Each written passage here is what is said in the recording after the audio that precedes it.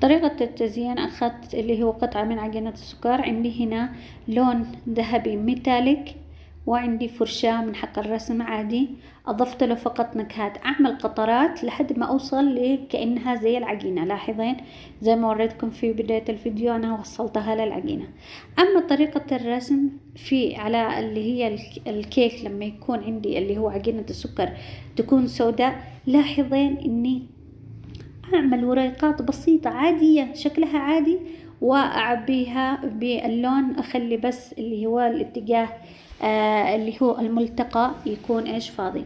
أما بين الورقة والثانية لاحظين إنه في فراغ أنا حاطته باللون. طبعا الفراغ هو نفسه أنا محط فراغ بين كل ورقة وأخرى بس عشان تبين معايا شكل الورقة أو شكل الوردة. أما بقية التفاصيل كلها جدا سهلة. عندي اللي مثلا الآن أصلح ورقة، أخذ الاتجاه اللي هو مفتوح وأرسم فيه ورقة عادية وأبدأ أحشيها. أخلي الملتقى عادة يكون فاضي، وأبدأ بحشو الألوان بطريقة عادية.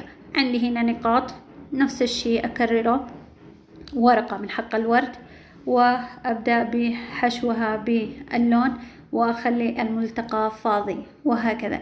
جنبها نفس الشيء ورقة، طبعا فاصل، لاحظ إنه الفاصل باللون الأسود هو نفسه اللي أخليه فاضي ويطلع لي كأنه شكله فاصل، وأرسم اللي هو الورقة وأبدأ أحشيها. عندي هنا كمان ورقة من هذه العادي، يعني ما يحتاجش حتى إنك تكوني رسامة عشان تقدري تعملي هذا الشيء. اعملي وردة، اعملي ورقة، اعملي أي غصن موجود كده أحشي. أهم شيء إنه يكون الفاصل ما بين الورقة والثانية يكون واضح عندنا، اللي هو يكون اللون الأسود زي ما هو، وكمان اللي هو الملتقى يكون فاضي، عادة يكون فاضي بالنسبة للورد. نفس الشيء، يعني الأمر ما يحتاج إنك تكوني رسامة. خطتين لما تشبعين. أنا اشتي كنت ترسمين والعفو.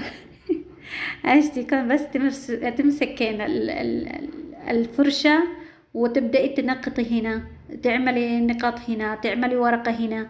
يعني سيبك من حكاية الموهبة وإنه هذه فنانة بالرسم. أنا بس أبغى كل واحدة تنفذ لي نفس الطريقة هذه، حتى على قطعة عجينة سكر زي ما هي موضحة. طبعا هذا الحكاية تستخدم فقط مع اللي هي الرسم على عجينة السكر السوداء. لاحظين أنا عملت ورقة، بعد كده عملت لها زي الأغصان، خليت الفارغ بينهم في فراغ بسيط، ورسمت بعدين كده زي الشكل الهرمي، ولصقت واحدة جنب واحدة، وطلعت بالأخير وردة. يعني الأمر كله يحتاج بس إنك إيش تمسك الفرشة وتبدأي تبدعي. فهذا هو الأمر. طبعا هنا عندي الكيكة اللي هي الكبيرة، اللي هي تعتبر لقياس 20، قد رسمت عليها شوية، وبدأت الآن كمان أرسم عليها بنفس الطريقة اللي عملتها في القطعة السابقة. عملت وردة جنبها ورقة، ورقة من هنا، ورقة من هنا، تشوفي إيش اللي مناسب. مثلا أنا هنا حابة أرسم وردة، فطولت شوية في الورقة اللي فوق عشان تكون في إيش، يعني أعمل أحاول قدر الإمكان إني أخذ الفراغات واتجاهاتها. يعني أنا دحين برسم هنا الوردة، فعملت اتجاه الورقة للأعلى، ونفس الطريقة أرسم اللي هي الورقة اللي هي حق الوردة، تمام، وأبدأ أحشيها. لاحظين نفس الطريقة نفس الأسلوب، إنما أخلي بس في مجال فراغ ما بين الورقة والثانية عشان بس تظهر لي جماليات الوردة، لأني لو طمستهم كلهم مع بعض راح تنطمس بشكل كامل. عندي هناك فراغ بالاتجاه اللي فوق عملت عليها نقاط، والاتجاهات اللي تحت عملت عليها برضو نقاط، وراح أرسم عليها وردة برضو نفس الطريقة ونفس الأسلوب، اللي هو عملت اللي هي الورقة بحق الوردة، والاتجاه الآخر نفس الشيء أرسم وردة وخلين فراغ ما بين الورقة والأخرى، وأبدأ ألونها باللون الذهبي وأخلي الملتقى فاضي. عندي هنا الاتجاه راح أرسم هنا وردة أو ورقة. شوفين ما لصقتهاش نهائيا على الورقة اللي تحت، خليت إيش فاصل ما بين هذه وبين هذه بس عشان تبين معايا. ترى هذه الطريقة تناسب فقط أغلبه للرسم من خلال اللي هو اللون الذهبي واللون الأسود. لاحظين ما لصقتهاش نهائيا، برضو رسمت على شكل ورقة وبدأت أحشيها. صغرت كبرت مو مشكلة، ما فيش إشكال إن هي تصغر الوردة أو تكبر. الأساس إني أعمل اللي هي زي النقشة وأنقشها بشكل جدا سهل وجدا بسيط. عندي هنا الورقات والفراغ اللي بينهم والملتقى يكون فاضي ونقاط، وهكذا واستمر على هذا الأمر لحد ما تنتهي. طلعت فوق نزلت تحت، انت امشي مع الرسمة محل ما توصلك اوصلي معها. تشتي تغطيها كامل يكون فقط الفاصل اللي بينها وما بين الوردة فقط اللي هو خط واحد عادي. تشتي تخلي لها فراغ عند الملتقى برضو عادي، يعني كده بيطلع وكده بيطلع. حجم الفرشة مو مشكلة، أهم شيء إنه يكون فرشة رسم على حسب الحجم اللي انت حابة تعمليه. أنا كانت طبعا عندي الفرشاة اللي هي متوسطة، مش لا كبيرة ولا صغيرة مرة، يعني ممكن تستخدمين الصغيرة عشان تكون الوردات أصغر، وممكن تستخدميها كبيرة عشان تكون الوردات أكبر. هذه بعد ما انتهيت منها الآن راح أثبت عليها اللي هو عود اللي بالوسط اللي حيكون اللي يثبت الطابقين في بعض. طبعا احنا قد عملنا لها اللي هو الأعمدة اللي من داخلها، فما يحتاجش ان احنا نعمل أعمدة ثاني مرة، خلاص قد فيها. الآن عن فقط العمود اللي بالوسط أنا قست الكيكة اللي تحت كانت 14 سنتي وقست اللي فوق كانت 12 سنتي، فأخذت القياس 14 وأضفت عليه نص القياس حق الكيكة اللي فوق، نصها فقط اللي هي هذه الكيكة الصغيرة. عملت هنا بس شوية ماء مع تايلوس عشان تلصق الكيكتين في بعض. طبعا ليش ما عملتش الكيكة الصغيرة من فوق من قبل الرسم؟ عشان اخذ راحتي وانا ارسم، وهذه تكون في الثلاجة، ما تكونش تكون حمل ثقيل عليها تجلس متحملتها. فانت متخيل لما تكون الحاجة خفيفة تكون العمل اسهل حتى بالنسبة لنا احنا كاشخاص. فالكيك نعامله بنفس الاسلوب عشان يكون معانا يعني ينفذ لنا أكبر قدر ممكن وأكبر وقت يكون واقف معنا بثبات. هذه بعد ما ثبتها الآن حبدأ أرسم على الكيكة اللي فوق.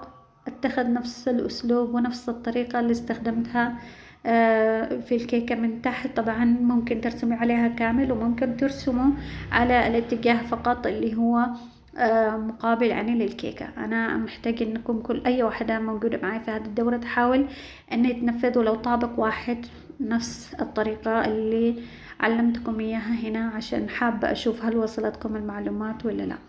نفس الطريقة رسم اللي هو ورقة الورد اللي هي زي القلب، وبعدين عند الملتقى نخليها فاضية، وما بين الورقة والأخرى يكون فاضي عشان يكون إيش الفواصل.